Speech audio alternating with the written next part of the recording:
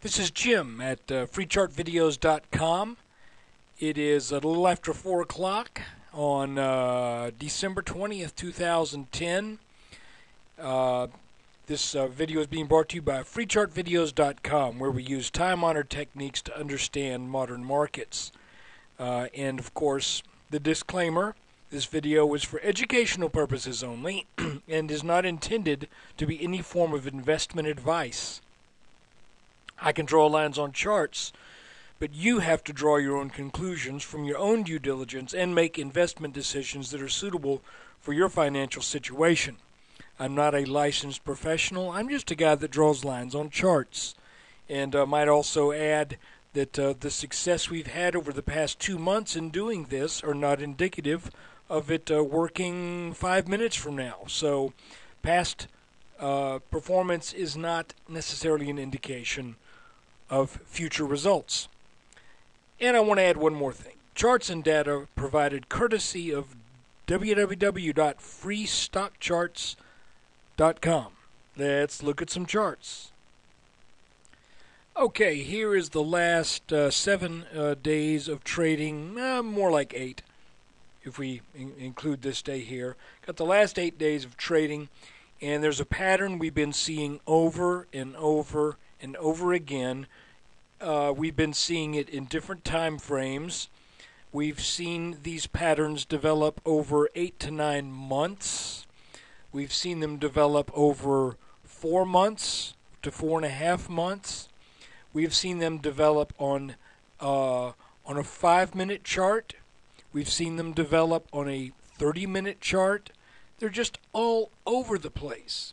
And what am I talking about? Well, in their various forms and functions, we're talking about inverse head and shoulders patterns, where we have a clearly marked area of resistance, and we have various attacks on resistance. And the way you can tell it's a head and shoulders is there will be a left shoulder, a deeper head, then a shallower right shoulder, a breakout, a pullback. Now this one right here is developed over 3 days, and it is what I think most chartists would call a consolidation head and shoulders. Typically, an inverted head and shoulders is found at the bottom of a market. We had a really big one that bottomed out on March 9th, 2009. We also had an inverted head and shoulders that was another consolidation pattern that took place right here. What a beautiful pattern this was. And once we got over this area of resistance, I want to show you this. Once we got over that area of resistance, we could measure the depth of this head, add it onto the neckline, and we could say to ourselves, that's the minimum target we expect out of this pattern. We have made that minimum. Now, as you know, I was willing to call this a satisfied pattern once we got over about 1245. But now we appear to be going a bit higher, and I'm basing it only on the chart.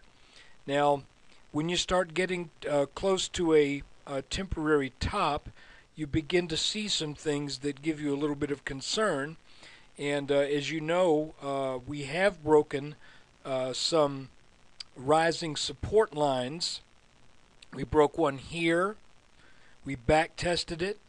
Then we came back to this same level, and if you watched my video last week, I said, this might be an inverse head and shoulders in the making again. And lo and behold, here was our area of resistance. We briefly got over that this morning, traded back down. This line was not drawn until this became pretty clear as a short-term bottom. So interesting to note, this is parallel to that. You can't make this stuff up, folks. I mean, these these patterns are just incredible, and the tendencies to follow certain trading patterns is just ridiculous. So anyway, here's our neckline. What happened today? Well, we got up over it, broke out after lunch, came up, tested this line that was drawn over this peak and this peak, roughly. Not exactly that peak, but I went ahead and moved it for this line right here. And we ended the day in what appears to be a pullback to this neckline. Now, what do we know about how do you trade an inverse head and shoulders? Well, to begin with, since this one is so close to the area that we expected as a minimum result from the large inverse head and shoulders that I showed you just a little while ago, you have to start being careful when you reach the fulfillment of that pattern, because often that is where resistance is met and things are turned back. However, in this case, we did break this resistance. We temporarily traded, well, I don't even know what the high was today. Did we break 1250? Looks like we did. And then we traded down and ended the day very near this neckline in what appears to be a pullback. That is, by the way, the first buy signal that you get after a breakout from an inverse head and shoulders that has this shape. That would be on return to the neckline. I initiated not large, but some small positions in some bull ETFs right here. I'm expecting the markets to head up to satisfy the depth of this pattern, and if that happens, it will happen at about, let's measure it.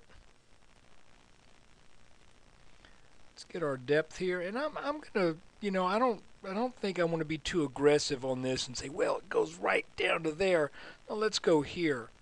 This pattern measures out right at about 1260. So, I'm thinking we're probably going to head to 1260. If, for some reason, we fail to make that, then since I bought these ETFs right on this neckline, I've got a very nice area of support that I can place my stops not too far under that, to where if things head south, it's not going to do a lot of damage. So I'm looking at it like right now, I've got a risk of maybe 3 points in the S&P and a reward of 13. So that's worth taking, and that's what I've done today. So anyway, that's kind of what's going on. We talk about these things as they develop. And again, you can see this. This appears to have set up as a bull flag, just like we had the bull flag set up after the flash crash.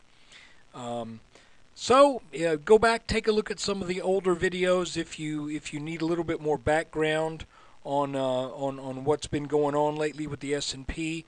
I'm just saying, be real careful here, because one of these days it's going to head back down for some type of intermediate counter trend, and it looked like maybe it was going to be here, but this market's got legs, folks.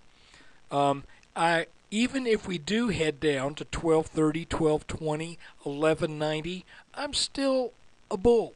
I still think that this market is a bull market, and if I turn bearish, you'll be the second to know. And I want to say there is a difference between short-term, mid-term, and long-term. I'm a long-term bull. I suspect I will be for a year and a half to 2 more years. But I was a kind of a short-term bear when we made this pullback here. But the market really showed some resilience, and let's see how things go tomorrow. And if we break this line right here, well, then maybe it's time to start to look for that correction. But this was a pretty strong move we had today after lunch, and I'm thinking that's going to set up for at least one more small leg up. Take care, and when you get a chance, please swing by freechartvideos.com, where we use time-honored techniques to understand modern markets.